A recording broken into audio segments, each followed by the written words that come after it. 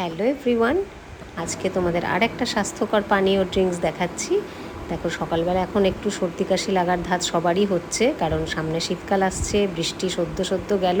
তো এই জন্য একটা রেমেডি তোমাদের দেখাচ্ছি।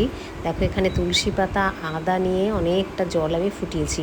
তার সঙ্গে দেখতেই পেলে একটু লবঙ্গ আর গোলমরিচও দিয়ে দিলাম, যাতে সর্দি কাশির হাত থেকে রক্ষা পাওয়া যায়।